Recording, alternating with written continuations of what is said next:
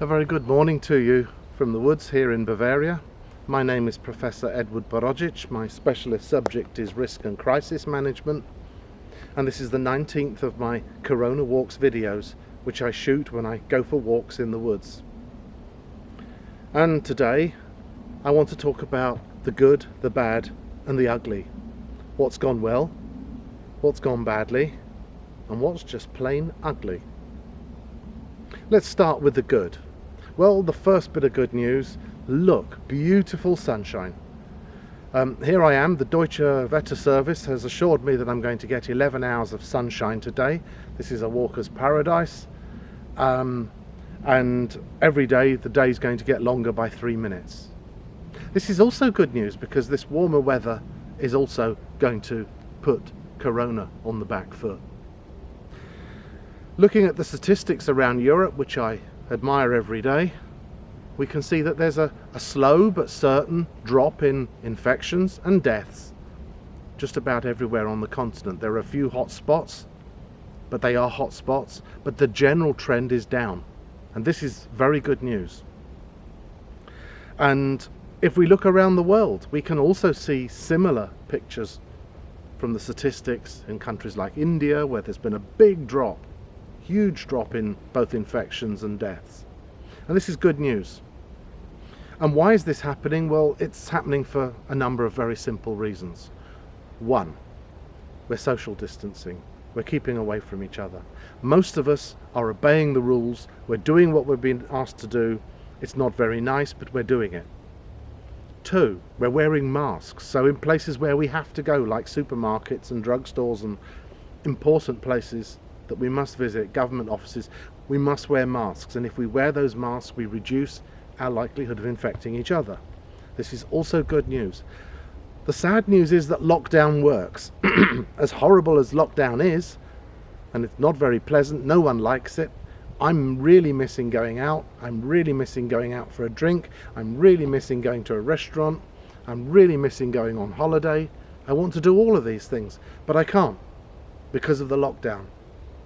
But if we all remain patient, we all carry on following the rules, we will continue to make serious inroads into this awful virus.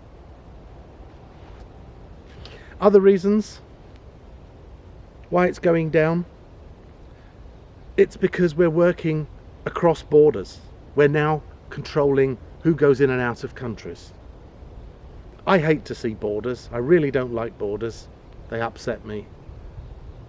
I still have a romantic idea of a borderless world where people can just go where they want to be. I'll come on to some of those issues later. But by controlling who's going in and out of borders, by making sure people have been tested, people have been vaccinated, we can make further inroads. So these are the good bits of news. And we have the vaccine, which is the best news of all, because we can actually vaccinate people, not so that they don't catch the disease. We can't stop that, but we can stop people getting sick from it, and that's what makes people die and what makes people get long COVID. So this is the good news. The bad news, this is horrible. This is quite horrible. We can't go anywhere. We can't go on holiday. I can't go to the swimming pool. I can't go to the gym. I can't jump on a plane and go to a Mediterranean beach. I can't do the things I love to do. And for many people, it's the same. And for people who were lonely before Corona took place, they're even more lonely now. And we have a whole new class of people who are now lonely, who were not lonely before Corona, who thought they had normal, happy lives, and they've had a sudden taste of being home alone. And it's not nice. So we have the social and the psychological impact. This has been very bad indeed. And I suspect we're going to see a massive mushrooming in mental health issues. We also have the economic impact, and this is also very severe and will reflect also into the psychological and social issues. Many people have been funded by their governments so that they can stay at home, so that they can do their jobs from home, so that their jobs can remain open. Will those jobs still be there when they come back, when those funds dry up, when the government stop funding this? This is a serious concern. How are we as societies going to manage this? Are we going to do this in a selfish way? The I'm alright Jack, so if I've got money and I'm okay and I've got a job, then fine, and if you haven't, then get on your bike and look for work, as I recall one British government minister once said, to great unpopularity. What should we do? How should we manage this? One thing that is apparent is that governments have a lot more money than they actually claim. Firstly, you don't go around killing 120,000 people without having a serious positive impact on the exchequer. All of those people would have had pensions, would have had funds given to them by, these were people who were at their most vulnerable state in their lives, mostly old, sick. They would have been in receipt of social security, pensions. They would probably have been large users of the NHS. Suddenly the government doesn't have to pay all this. We don't hear a word about it. The last time I heard anything from any government about this was when that awful man, the advisor to the Prime Minister, was boasting about how much money they would save if they could kill lots of people back in January last year. Of course, the tweets were immediately removed, as inappropriate as they are, but it shows what some of them are thinking and what some of those accountants are looking at in terms of numbers. This is bad, but it shows that the government have a lot more money than they say. We were told that there was no money for homeless people. Suddenly they found money to get them off the streets. How? Was there a magic money tree after all? So this nasty virus has exposed some of the lies that have been perpetrated by governments over decades. Not just the British government, but many other governments.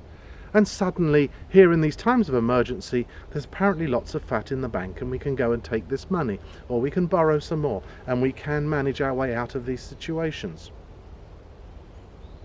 I'm hoping that one of the positive things that might come out of this is there's a reappraisal of what governments can actually do as opposed to what they say they can actually do. This would be a very positive thing. I just want to move on to some of the ugly. And crises, whenever I've studied them, have always revealed the fault lines in cultures, the fault lines in what people believe about the world. And we've seen this quite positively in terms of the ugly things that have emerged from Corona. And one of the most ugly things is nationalism. This idea that you can manage an international problem on a national level has been proven to be absolute rubbish. Just like virtually every other problem in the world that's an international problem, you cannot manage it by putting borders and walls around yourself. And we see this quite clearly with Corona. The second has been corruption. And we saw 2 days ago a report about the costs of £1,700 that the British government will charge people to put them in quarantine in one of these prison hotels for 10 days or 14 days. But apparently only 700 of this goes to the hotel. £1,000 of this goes to a company called Serco. Why does this company get all this money? What are they doing for this money? And why were they awarded the contract? Oh yes, let me just recall, they're major donors to the Conservative Party. And here we see the level of corruption that is going on. The number of companies that have been awarded contracts over the last year for PPE, for equipment, for consultancy, for advice, for even managing what we think. They've all been companies that are either friends of cabinet ministers or major donors to the Conservative Party, which may actually be the same thing. And the last ugly thing that we've seen is the media. We've seen the media being used by conspiracy theorists who've used the media in order to make us believe that none of this is true, cause people to be unnecessarily infected. But we've also seen the media being used by nasty nationalist movements to make us behave in ways, or to make us believe that the things that they're doing are okay when they're not. And yesterday there was a landmark case in court brought by 3 very brave MPs who took the government to court and said, can we please see how these contracts are awarded? And the judges have ruled the government have operated illegally. They are giving your money to their friends. I look forward to seeing you in my next video, Corona Walks 20. I never believed we'd get this far. I honestly never believed we'd get to Corona Walks 2. But I've loved doing these. I've loved doing these walks.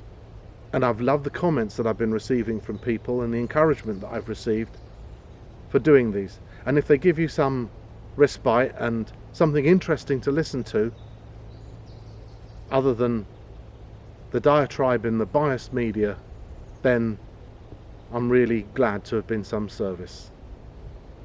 Thank you very much.